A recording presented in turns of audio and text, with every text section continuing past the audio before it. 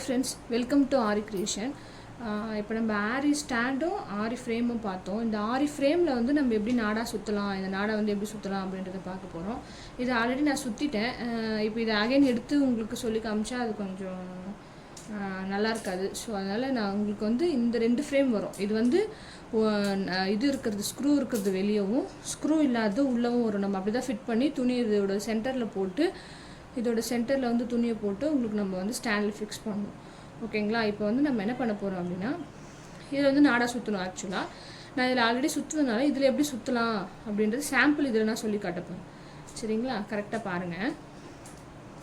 So இப்போ இதுதான் இந்த வளையம், நீங்கள் கம்பேர் பண்ணிக்கோங்க. ஸோ இதில் வந்து இந்த மாதிரி நாடா இருக்கும். இந்த மாதிரி நாடா இருக்கும். இந்த நாடா வந்து ஒரு முனை எடுத்துக்கோங்க. எங்கே ஸ்டார்ட் பண்ணுறீங்களோ அங்கே வந்து லைட்டாக ஒரு க்ளூவை போட்டு ஒட்டிக்கோங்க.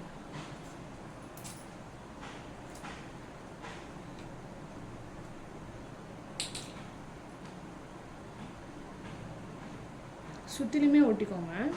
அப்போ தான் கொஞ்சம் நல்லா ஃபிட்டிங்காக இருக்கும்.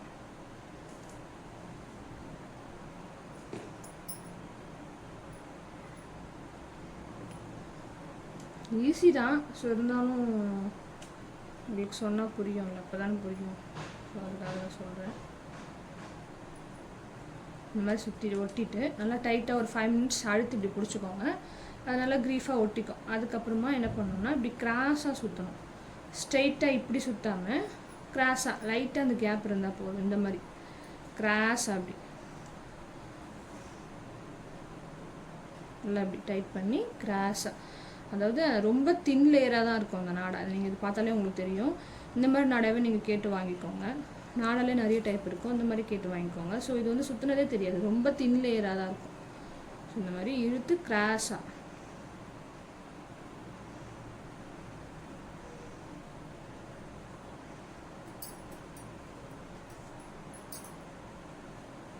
நான் நாடா வாங்கி சுற்றிட்டேன். ஸோ அகைன் வாங்கி நான் அதை பிடிச்சி சுற்றி காமிக்கணும். அதனால் உங்களுக்கு இதுலேயே சொல்லி காமிக்கிறேன். புரியலன்னா டவுட் இருந்தால் நீங்கள் வாட்ஸ்அப் குரூப்பில் கேளுங்க, ஃபோன் நம்பர் இருந்தாலும் கால் பண்ணி கேளுங்க.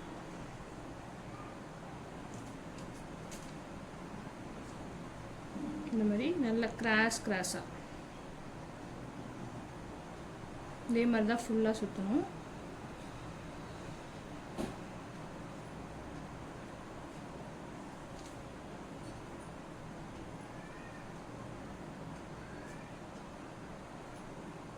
இது வந்து சின்னது, இதோட வாங்கினதோட மீதி இருந்துச்சு. ஸோ அதை வச்சு உங்களுக்கு சொல்லலாம். இல்லைன்னா அகைன் அதை பிரித்து திருப்பி வேறு வாங்கி தான் சொல்லி தரணும். ஸோ அதனால் உங்களுக்கு நம்ம இப்படியே சொல்லுவோம். இது வந்து ரொம்ப சிம்பிள் ஒர்க் தான். ஸோ இதுக்கு பெரிய நாலேஜ் ஒன்றும் தேவையில்லை. ஸோ அதனால தான் நான் இதிலே சொல்லுவோம் அப்படின்ட்டு இது பண்ணிவிட்டேன். ஸோ இது வந்து முடிஞ்சிடுச்சு. இது காலியானதுனால இது முடிஞ்சிடுச்சு. ஸோ இந்த மாதிரி சுற்றிட்டே வருமா? இப்போ இப்படி பார்த்தீங்களா எப்படி இருக்குன்னு? ஸோ இந்த மாதிரி சுற்றிட்டு ஃபுல்லாக சுற்றிடுவோம். நம்ம இது ஃபுல்லாக சுற்றி இந்த எண்டு வந்து இப்போ நம்ம எங்கே ஸ்டார்ட் பண்ணுமோ அங்கே வந்து நம்மளுக்கு முடியும். ஸோ அங்கே முடிஞ்ச உடனே அகைன் ஒரு லைட்டாக ஒரு க்ளூவை போட்டு ஒட்டிட்டு ஊசியில் நூல் கோத்து லைட்டாக ஒரு ஸ்டிச்சஸ் போட்டுக்கணும்.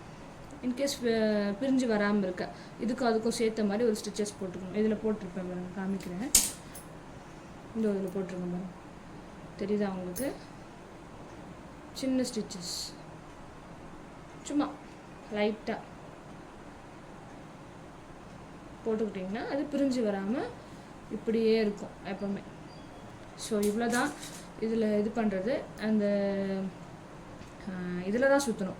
அந்த ஸ்க்ரூ இருக்குது பார்த்தீங்களா, அதில் சுற்றக்கூடாது. ஸ்க்ரூ இல்லாத இதில் தான் வந்து நீங்கள் வந்து இந்த நாடாவை வந்து சுற்றணும். ஸோ பார்த்துருப்பீங்க, புரிஞ்சிருக்கோன்னு நினைக்கிறேன். சப்போஸ் எதனா டவுட்னா கண்டிப்பாக கூப்பிடுங்க. தேங்க்ஸ் ஃபார் வாட்சிங். தேங்க்ஸ்.